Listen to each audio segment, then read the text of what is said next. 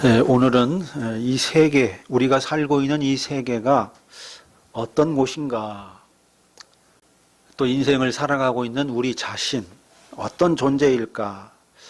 지난주에 우리 자신이 어떤 존재인가에 대하여 가장 첫 번째 우리가 알아야 될 것은 우리가 하나님의 형상을 가진 자다. 하나님적인 것을 우리 안에 담고 있는 존재다.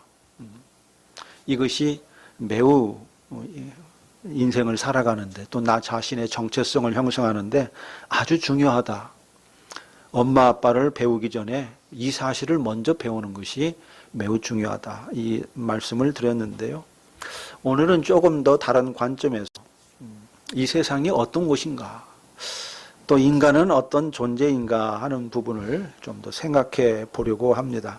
이거를 어떻게 이해하느냐에 따라서 사실 우리 삶의 내용과 우리 삶의 색깔이 좌우되거든요.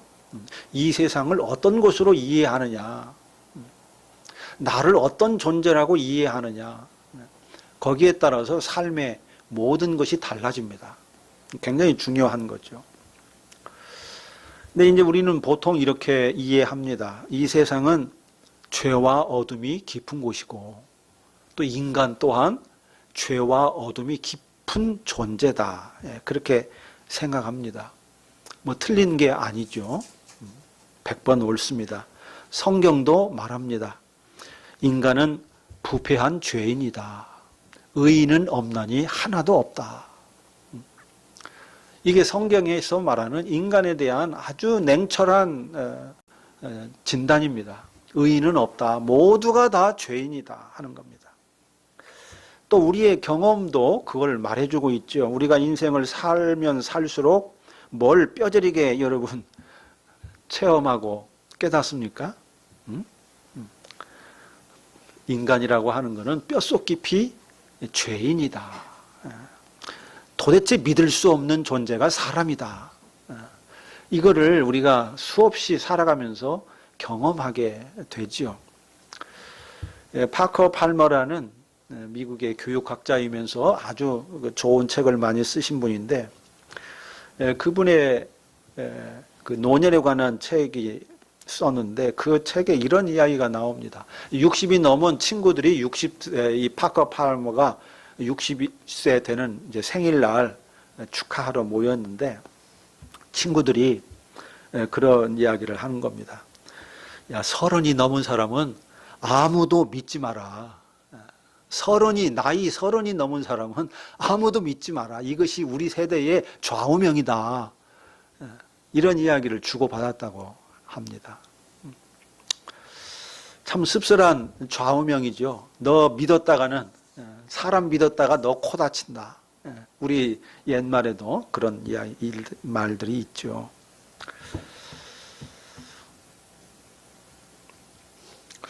저는 참 사람을 너무 잘 믿는 게 큰 문제입니다. 30이 넘은 사람은 도무지 믿지 않아야 되는데 저는 참 잘 믿어요. 여전히 잘 믿습니다. 아주 참 문제가 있어요. 토마스 홉스는 1600년대 사람인데요. 이 양반이 그 리바이어던 이제 세계 정부가 필요하다 하는 이야기를 하면서 이 정치 철학을 말하면서 이렇게 인간에 대해서 말합니다. 인간을 어떤 형태의 정부도 없이 그냥 자연 상태 그런 상태에 내버려 둔다면은 만인이 만인과 전쟁하는 결과가 나올 것이다. 그리고 인생은 고독하고 가난하고 사악하고 야만스럽고 짧을 것이다. 네. 인생이라고 하는 것은 고독하고 가난하고 사악하고 야만스럽고, 그래서 결국은 하늘이 준 천명을 다 누리지 못하고 일찍 죽게 된다. 인간은 한마디로 인간에게 늑대가 된다는 것입니다. 그렇기 때문에 인간을 통제할 아주 강력한 정부가 필요하다. 왜 정보가 있어야 되는가? 왜 독재 정부가 있어야 되느냐? 인간은 내버려 두면은 짐승이 되기 때문에, 서로가 서로에게 전쟁을 하는 늑대와 같이 살기 때문에 국가가 강력한 힘으로 통치를 해야 된다는 것입니다. 또 영국의 애덤 스미스 경제학자요, 아주 그 도덕 철학자인데요. 이 양반이 그 국부론에서 이런 이야기 했어요. 사람이 진정으로 이 사회의 공익을 위해서 노력할 때보다도 자신의 이익을 추구할 때 이 사회의 공적인 이익이 더 효율적으로 달성된다. 이런 경우가 훨씬 많다. 이런 이야기를 합니다. 그러니까 인간은 자기 이익을 추구할 때 오히려 다른 사람에게 이익이 된다는 겁니다. 사회 전체에 이익이 된다는 거예요. 내가 사회 전체에 이익이 되는 일을 해야 할 거야. 이거보다는 이렇게 해가지고는 사회 전체의 이익이 되는 일을 하기가 어렵다는 겁니다. 자기 이익을 열심히 추구하다 보면 결과적으로 사회 전체에 이익이 되는 결과가 나온다. 이런 이야기를 합니다. 그 후에는 이제 다윈, 이 진화론을 이제 주창했던 이 다윈은 이 정글의 법칙은 적자 생존이다. 힘 있는 놈이 살아남는 거다. 이렇게 이제 그 자연의 상태를 이야기했는데, 그 다윈의 적자 생존의 논리를 이 사회학자인 하버트 스펜서는 인간에게 적용을 했습니다. 그래서 동물과 같이 인간도 적자 생존의 법칙에 따라서 살아가는 거다. 밀림에서만 적자 생존이 하는 게 아니다. 인간 세상도 적자 생존, 살아남는 놈, 힘 있는 놈만 살아남는다. 정글이나 인간 사회나 동일하다는 겁니다. 그런데 최근에는 영국의 생물학자죠, 리처드 도킨스라는 아주 유명한 생물학자가 있습니다. 이 사람이 이기적 유전자라는 아주 유명한 책을 썼죠. 이기적인 유전자. 인간의 이 유전자 자체가 지극히 이기적이라는 거예요. 이기적이라는 거예요. 또 그 심리학자 프로이트도 인간을 상당히 어둡게 봤습니다. 인간이라고 하는 것은 온화한 부드러운 생물이 아니라 공격적 성향을 갖고 있다. 심지어 아이들도 자기 이익을 위해서라면 무조건 달려든다. 그래서 어린 아이도 굉장히 아주 공격적인 성향을 갖고 있는 그런 존재로 프로이트는 인간을 이해했습니다. 여러분, 뭐 여기에 부정할 사람은 아무도 없을 겁니다. 다 사실이고 우리가 경험하고 있는 현실입니다. 저 자신을 봐도 죄인이라는 것은 부정할 수가 없습니다. 이기적인 존재라는 것 부정할 수가 없습니다. 모든 인간은 죄인이고 또 이기적이다. 이 사실을 이거는 부정할 수 없는 객관적 사실이기 때문에 이걸 아는 것은 매우 중요합니다. 인간은 죄인이다. 죄인이다. 이거를 깊이 알아야 돼요. 이게 아주 중요합니다. 그런데 제가 오늘 말씀드리려고 하는 것은 그게 아닙니다. 인간은 죄인이고 이기적이다. 이건 사실이긴 사실이지만은 그러나 이것이 진실의 전부는 아니라는 것입니다. 오늘 영국의 학자들이 참 많이 나옵니다. 이 심리학자인 영국의 로먼 크루즈나릭이라는 이제 심리학자가 있는데, 이 사람은 이제 정치 철학도 공부했고 나중에는 이제 심리학을 최종적으로 공부해가지고 그쪽에 이제 책을 많이 쓰는데, 이 양반이 이제 공감에 대해서 전문가입니다. 공감. 그래서 이제 전 세계에 공감 박물관을 만들려는 계획도 갖고 있는데, 이 양반이 쓴 공감하는 능력이라는 책에서 이렇게 이야기합니다. 우리가 지금까지 인간의 본성에 관해서 인간은 이기적인 존재다, 자기 중심적인 존재다 하는 것에 초점을 맞추는 설명만 들어온 것, 이것은 큰 비극이다. 인간은 죄인이다. 인간은 이기적 존재야. 이것만 들어온 것, 인간에 대해서.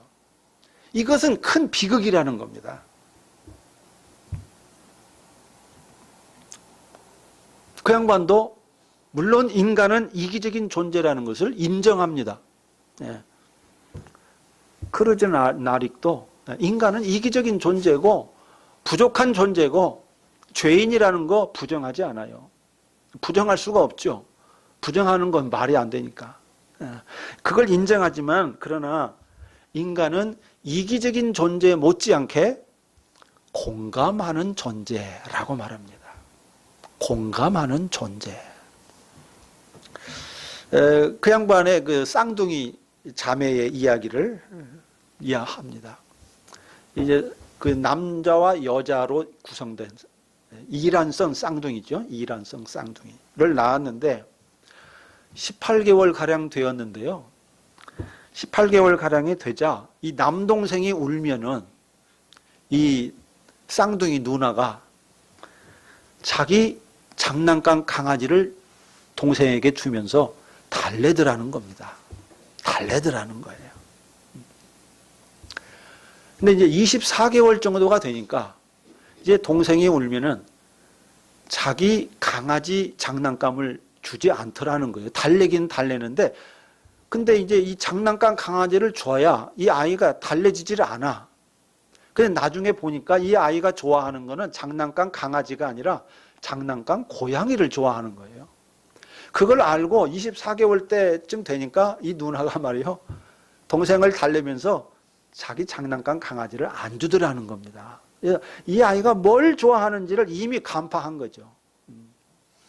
장난감 강아지는 이 아이가 별로 좋아하지 않는구나. 이걸 이미 안 겁니다.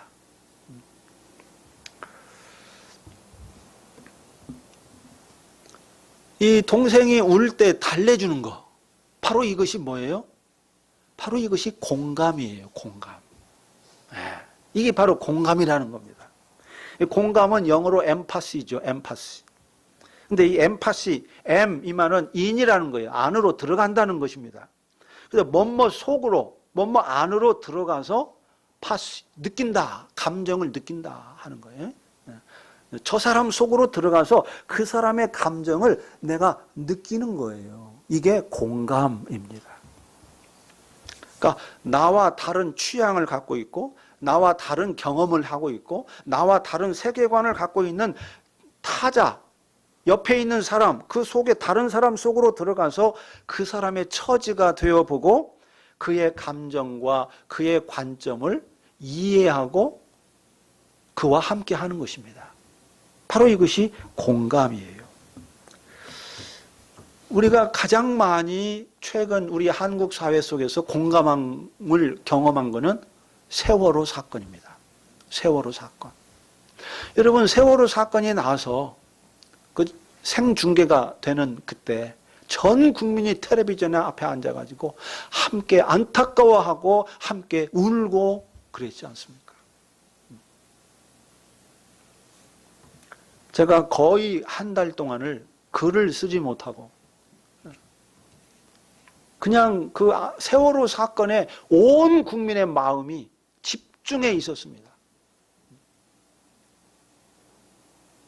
거기서 헤어나오질 못했어요. 너무너무 그게 바로 전 국민적인 공감의 현상인 거죠. 공감. 여러분, 영화를 볼 때, 슬픈 영화를 보면은 눈물이 나오지 않습니까? 그 주인공의 처한 그 상황 속에 내가 개입해 들어가서 그 주인공의 그 감정을 우리가 같이 공감하기 때문에 나도 눈물을 흘리게 되는 거죠.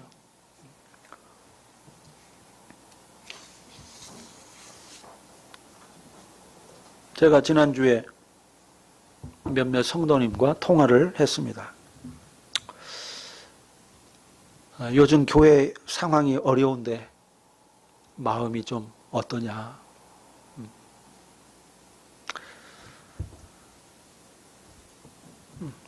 여러 가지로 염려가 되고 마음이 힘들어할 것 같아서 제가 그렇게 좀 물었습니다. 그랬더니 동일하게 이런 말씀을 하시더라고요. 자기는 괜찮은데 목사님이 힘들어 하실까 봐, 목사님이 힘드실 것 같다. 그래서 걱정이다. 목사님 힘내시라고 저를 오히려 위로해 줬습니다. 제 마음을 공감해 주신 거죠. 그런데 이런 그 공감이요, 단지 인간만, 사람만 공감을 하는 것은 아닙니다. 동물들도 공감하고 서로를 협력합니다. 뭐 이런 장면은 그 이제 동물의 왕국이나 이 동물 이 자연 다큐멘터리에 많이 나오기 때문에 여러분들도 봤을 거라고 생각하는데요. 이 야생마나 이 사향소들이 이제 늑대가 공격을 해 오면은 얘네들이 동그랗게 진을 칩니다. 동그랗게 진을 치고 큰 놈들은 이제 바깥에 서고 새끼들은 저 안쪽으로 다 몰아 넣습니다. 그리고 이 새끼들을 보호하면서 이 늑대와 이제 대항을 하는 겁니다. 새끼들을 보호하면서 늑대들과 싸우는 거예요. 함께 진을 쳐가지고. 예전에 그 펭귄에 대한 다큐멘터리를 보면서 아내하고 정말 감동을 한 경험이 있습니다. 그 남극에 말이죠. 그 강추위가 밀어닥치고 막 찬바람이 몰아칠 때 펭귄들이 그 추위를 이기기 위해서 어떻게 하는가? 여러분 본 기억이 있으십니까? 펭귄들이요 수백 수천 마리가 전부 모여 들여가지고 몸과 몸을 다 맞대고 이렇게 집합합니다. 그야말로 입추의 여지가 없이 완전히 다 함께 모여요. 그리고 이제 제일 끝에 있는 그 펭귄들은 추워질 거 아닙니까? 아무래도 안에 있는 것보다. 그러니까 얘네들이 시간에 따라서 순서를 바꾸는 거예요. 밖에 있는 거는 안으로 들어오고 안에 있는 거는 밖으로 나가서 여전히 그 대열을 형성합니다. 그래서 서로가 서로의 체온으로 그 추위를 이길 수 있도록 그렇게 하는 모습을 보고 정말 엄청난 감동을 받았습니다.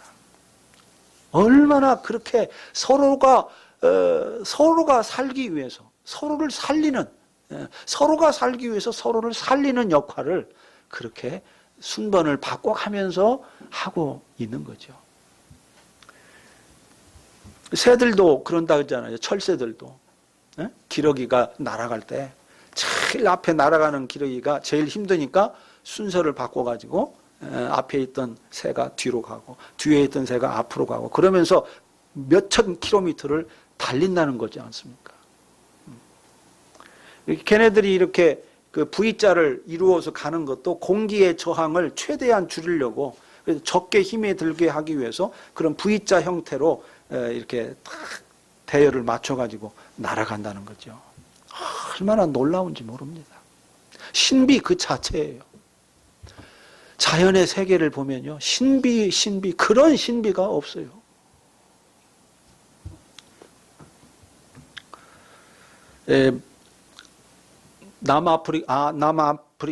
아프리카의 남아프리카 콩고강 그쪽에 있는 피그미 침팬지라고도 불리는 이 보노보라는 원숭이들이 있습니다. 침팬지에 가까운 이 보노보가 있는데 얘네들이 그 영국의 트위크로스 동물원에 이제 있는 그 보노보의 한 사례가 있습니다. 이 동물원에 이 보노보가 있는데 이제 동물원에 유리벽이 있을 거 아닙니까? 그 이제 보노보가 살고 있는 우리의 원수 이제 유리벽을 쳐놨는데 사람들이 볼 수 있도록 새 한 마리가 날아와 가지고 이 벽에 부딪힌 거예요. 그래가지고 떨어졌어요. 우리 안으로 떨어진 거야, 새가. 그러니까 이 보노보가 그 새를 잡아다가 그 우리 안에 있는 높은 나무 위로 올라가서 아주 조심스럽게 날개를 펴더니 날아가게 이게 놓아주더라는 겁니다.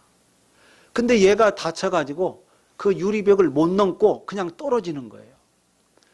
그러니까 또다시 얘가 다시 그 새를 주워가지고 또다시 나무 위에 올라가서 또다시 똑같이 날개를 펴서 또 놓아줘요. 이걸 몇 차례 하는데 점차 얘가 이제 이 새가 기력을 회복해가지고 나중에 원숭이가 이 보노보가 날리니까 유리벽 너머로 날아갔다라는 거예요. 그러니까 이 보노보가 말이에요. 이 새가 다친 거를 불쌍히 여기고 긍휼의 마음이 들어가지고 얘를 다시금 날아가도록 만들어준 거예요. 저희 집에 그런 적이 있어요.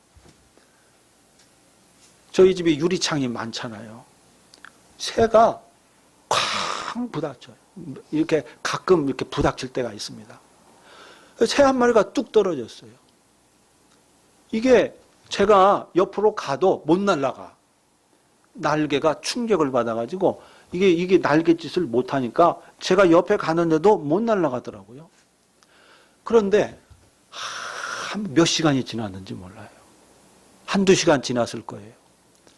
그런데 가만히 있던 그 새가 나중에 꽉 날개를 펴고 날아갑니다. 시간이 지나니까 이 회복이 되는 거야. 회복이. 그래서 날아가더라고. 그걸 보니까 이 피그미 침팬지가 몇 번 했는데 안 날아갔지만 나중에 시간이 가면서 회복이 돼서 날아갔구나 하는 게 이게 이해가 좀 됐습니다. 또 이제 과학자들이요 굉장히 많은 실험을 하는데 이제 카푸친 원숭이 실험이 또 있습니다. 이 카푸친 원숭이를 실험하는데 이제 두 가지 색깔을 가진 토큰을 가지고 이제 동물 실험을 했습니다. 하나의 색깔은 이기적인 토큰이에요. 이기적인 토큰.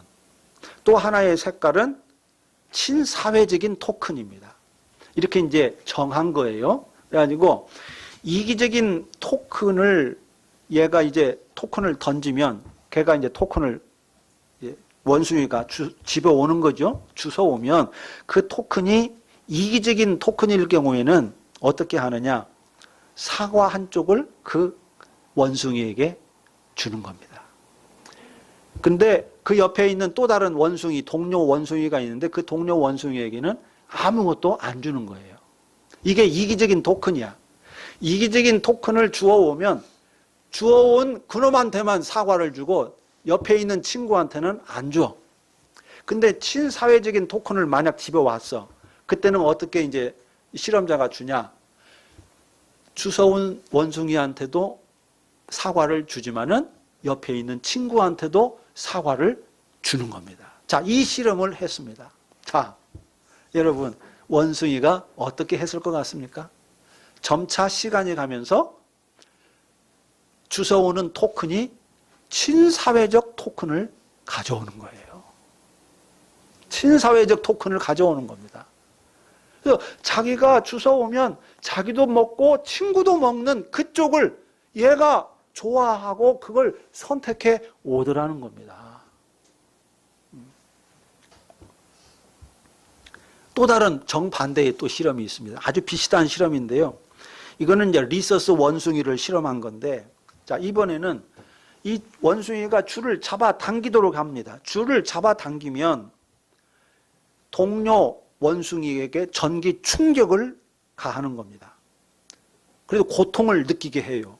그러나 줄을 당긴 원숭이에게는 먹을 것, 원숭이가 좋아하는 먹을 것을 줘요.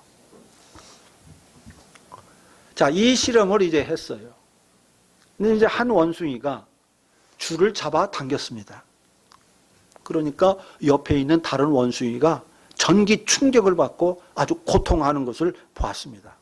그러나 자기는 아주 맛있는 것을 먹는 거예요.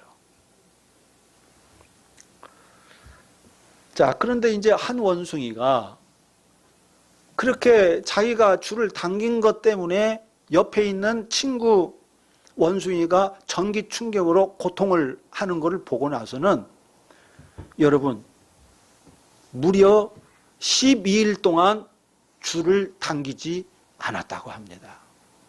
12일 동안을. 배가 고픈데도 아무것도 먹을 것을 주지 않는데도 불구하고 12일 동안 이거를 줄을 잡아당기지 않아요.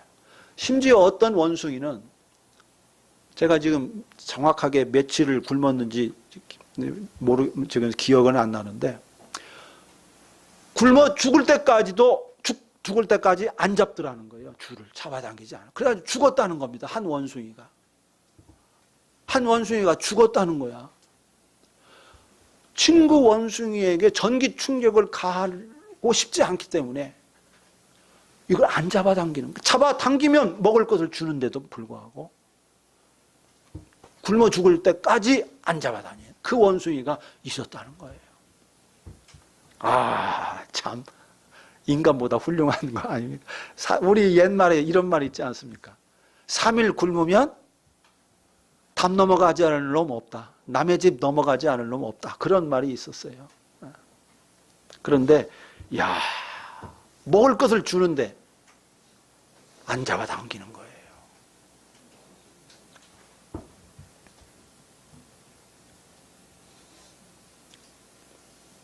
또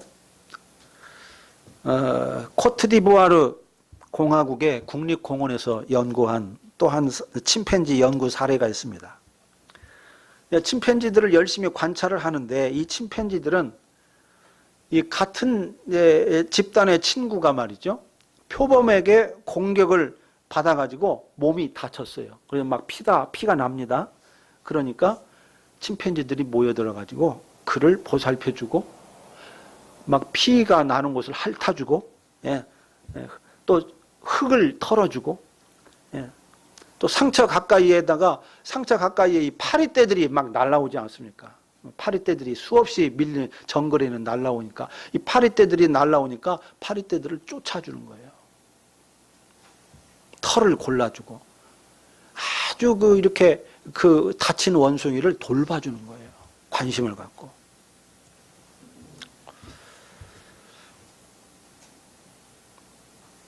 우리는 동물 그러면 아주 잔인하고 공격적이고 서로 물어뜯고 죽이고 이런 것만 생각합니다. 밀림 그러면 아주 엄청난 짐승들의 정말 적자 생존 그 말 그대로 서로 잡아먹고 잡아먹히는 아주 그런 곳이라고 생각을 하는데 사실은 물론 그런 현상도 있지만은 이처럼 서로 협력하고 서로 공감하고 서로 공유하는 그런 면들이 있더라는 것입니다.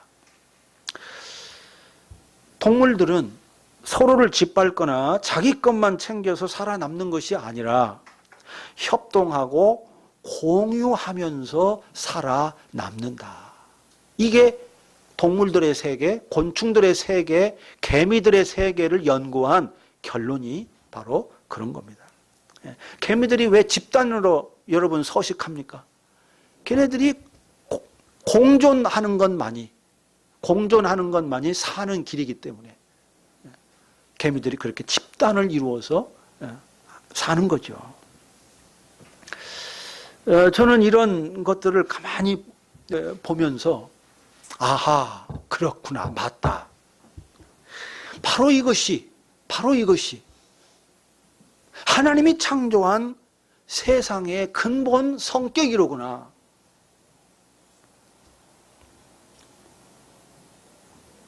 하는 것을 발견했습니다. 깨달았습니다. 만물은 서로 돕습니다. 만물은 서로 도와요. 이게 하나님이 창조한 세상의 근본 성격이에요. 서로 돕는 구조로 세상은 만들어졌다 하는 겁니다. 만물이 서로 돕는 구조로 세상을 만들었다. 바로 이것이 여러분 하나님의 속성이기 때문에 그런 겁니다. 하나님은 삼위일체로 존재하시잖아요. 성부, 성자, 성령. 이 성부, 성자, 성령께서 서로 협력하고 서로 사랑하고 서로 공감하고 서로가 서로에게 침투하고 그래서 페리코레시스 서로가 서로에게 침투하고 연합하는 그런 존재로서 하나님은 삼위일체로 존재하세요. 바로 그 하나님이 삼위일체로 존재하시는 그 형식이 만물 속에 그대로 투영되어 있는 거죠. 그래서 만물이 서로를 돕고 서로를 통해서 서로가 살아갈 수 있도록 그런 구조로 하나님이 세상을 창조했다는 것입니다. 동물들 속에 그런 본성이 깃들어 있다는 것입니다. 저는 이것이 하나님이 창조한 세상의 근본 성격이라고 생각합니다.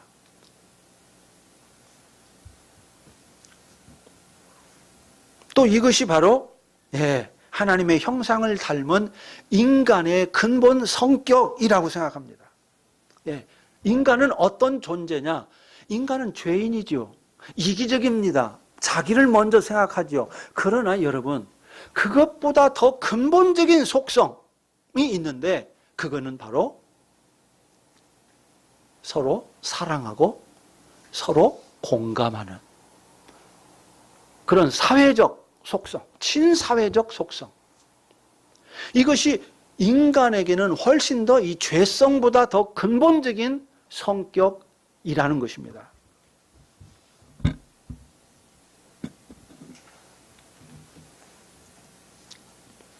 오늘 우리가 읽은 마태복음 22장 말씀에 가장 큰 두 계명에 대한 말씀이 나옵니다.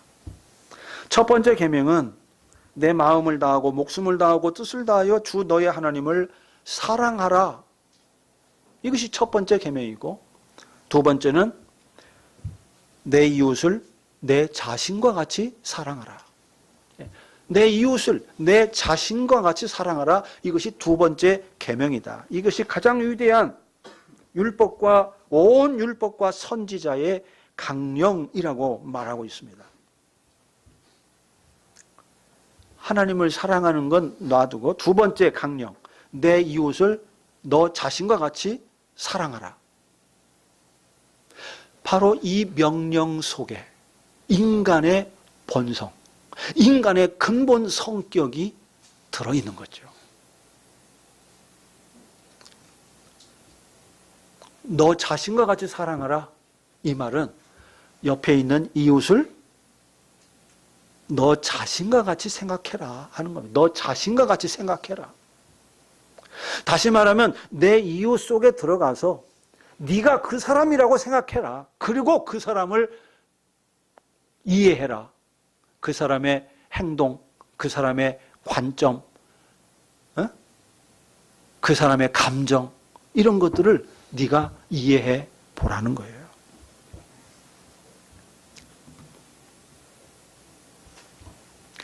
이것이 하나님이 우리에게 넣어주신 인간의 근본 성격이다 하는 겁니다. 그래서 태어난 지 얼마 안 돼도 이게 소통이 되는 겁니다. 태어난 지 얼마 안 되는, 언어로 소통은 못하지요. 언어로 소통은 못하는데 다운이를 어렸을 때 보니까요. 말은 못하는데요. 눈빛이 통해요. 눈빛이 통해. 눈으로 이게 소통이 되더라니까요. 저는 갓난아이하고 소통이 된다는 상상을 못했어요. 그전까지는. 그냥 걔는 아무것도 소통이 안 된다고 생각했어. 근데 보니까요. 눈동자가요. 소통이 되는 거야. 이게. 알아.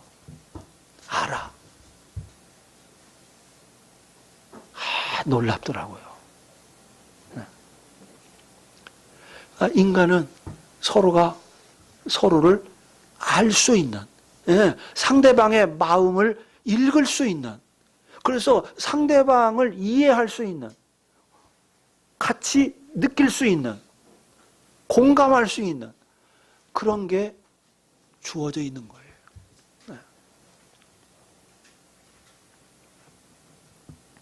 그래서 저는 맞다. 이것이 이 세계와 인간의 근본 성격이구나. 그래서 이제부터는 세계와 인간을 새로운 눈으로 봐야 되겠다. 새로운 눈으로 봐야 되겠다. 지금까지는 저도 인간을 죄인이라는 눈으로만 봤습니다. 이기적인 존재라는 눈으로만 봤습니다. 왜? 너무나 그것이 사실이니까. 모든 인간 속에 그게 없는 사람이 없으니까. 그게 강력하게 드러나니까. 강력하게 드러나니까. 거기에만 그 일변도, 인간은 아주 악한 존재야. 자기만 생각하는 존재야. 라는 것 일변도로만 생각을 했어요. 그런데, 그게 아니구나.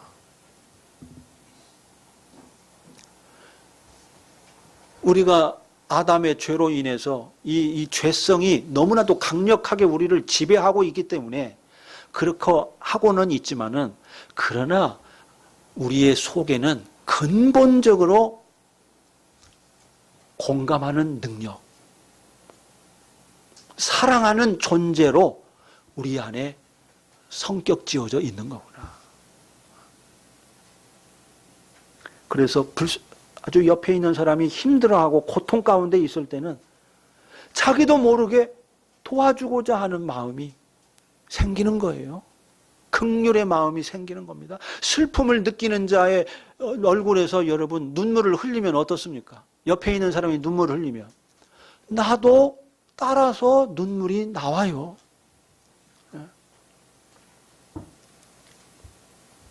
이게 우리의 본성이에요. 본성.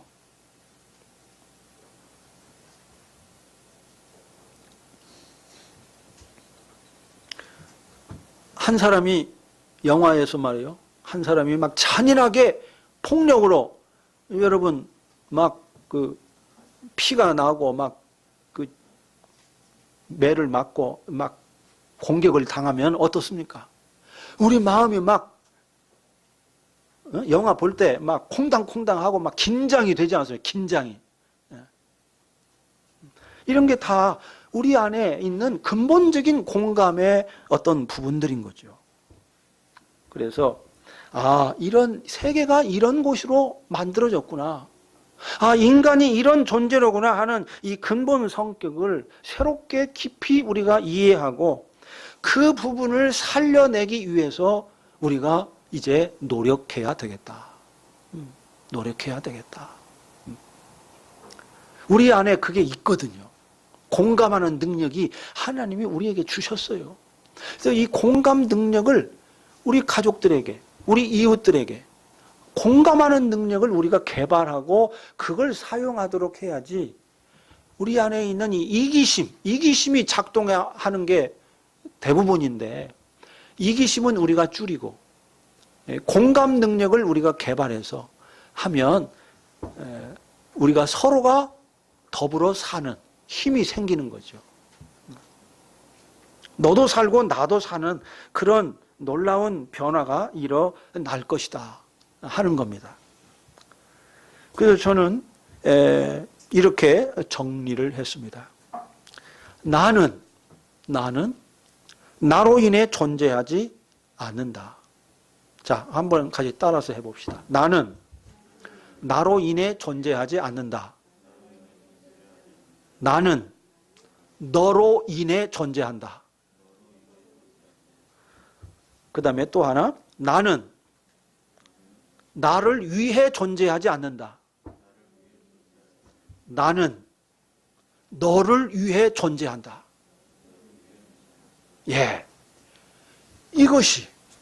이게 지금까지는 뒤바뀌었습니다. 나는 나를 위해 존재해야 된다고 생각했어요. 왜? 어느 누구도 나를 위하는 사람 없어. 나만 나를 위해. 그러니까 자기 살기 위해서 자기를 위하는 거예요. 근데 그래가지고는 내가 살 수가 없다는 거를 하나님이 그렇게 구조시켜 놨어요. 이기적인 방식으로는 절대 생명이 살 수 없도록 만들어 놓은 겁니다. 뭐냐? 나는 나를 위해 존재하는 게 아니야. 너를 위해 존재할 때 진짜 내가 나로서 존재할 수 있고 기쁨에 충만한 그런 삶의 방식으로 존재할 수가 있는 거죠. 저는 이것이 존재의 대원칙이라고 생각합니다. 나는 나로 인해 존재하지 않고 나는 너를 위해 존재한다. 나는 나를 위해 존재하지 않고 나는 너를 위해 존재한다. 바로 이것이 존재의 대원칙이라는 것입니다. 이 대원칙을 쫓아 살라. 이것이 율법의 두 강령인 거죠. 하나님을 사랑하고 내 이웃을 너 자신과 같이 사랑하라. 이게 존재의 대원칙에 맞는 설명인 거죠. 사랑으로만 살 수 있다. 사랑으로만 살 수 있다. 근데 그 사랑의 가장 구체적인 형태는 뭐냐? 그게 인간에게는 공감입니다. 사랑의 첫걸음은 공감으로부터 출발하는 거예요. 공감이 없는 사랑은 사랑으로 다가오질 않습니다.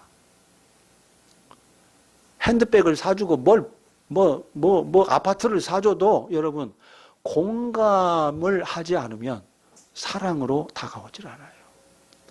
그 사랑은 공감, 너의 느낌, 너의 감정, 너의 처지에 내가 들어가서 같이 느끼는 거예요. 이게 사랑입니다. 이게 사랑의 출발이에요. 이게 존재의 대원칙입니다.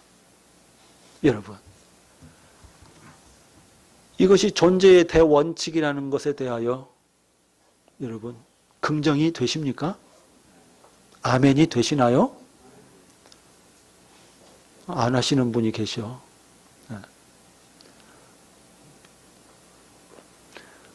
이 존재의 대원칙을 우리가 깊이 생각하고, 물론 이 죄에 가득한 세상,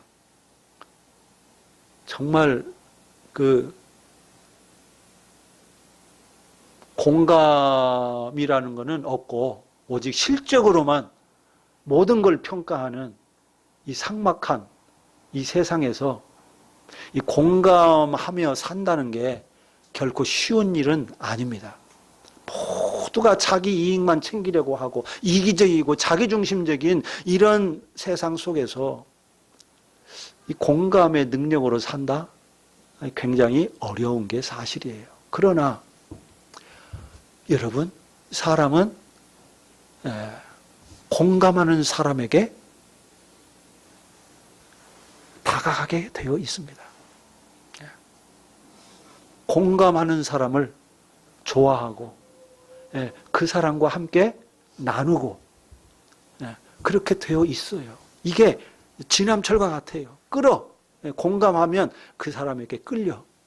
그래서 정말 쉽지는 않지만 그러나 우리가 공감하는 능력을 주신 하나님께 감사하면서 이 공감하는 능력을 사용하며 살려고 여러분 애를 한번 써보시기 바랍니다. 분명히 우리의 삶이 혁명적인 변화가 일어날 것입니다. 혁명적인 변화가 일어납니다. 제가 지난 목요일 날 우리 최성희 집사님이 저에게 목사님 요즘 뭐가 관심이세요? 그렇게 물어요. 그래서 제가 요즘 공감에 대해서 내가 관심이 많다, 집중하고 있다, 그렇게 이제 대답을 했는데요. 예, 제가 새롭게 공감에 대해서 발견을 하고 있습니다.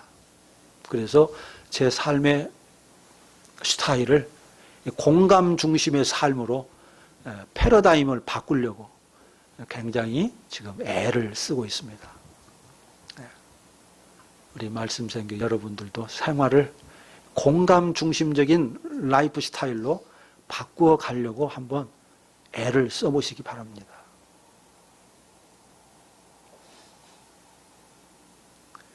최고의 공감자는 누구일까요? 최고의 공감자.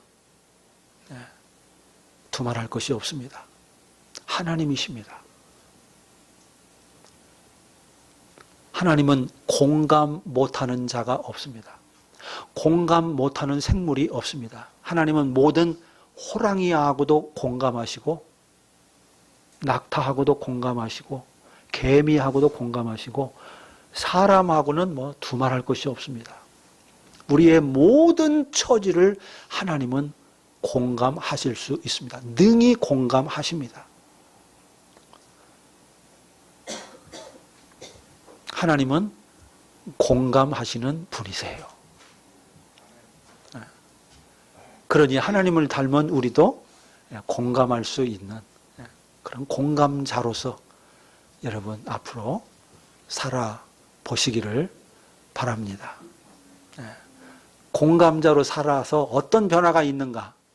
여러분 이런 간증들을 우리가 좀 나눠봤으면 좋겠어요. 앞으로.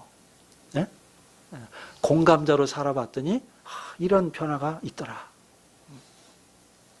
이런 이야기들이 앞으로 우리 가운데 좀 많이 나왔으면 좋겠다 하는 그런 희망을 가져봅니다.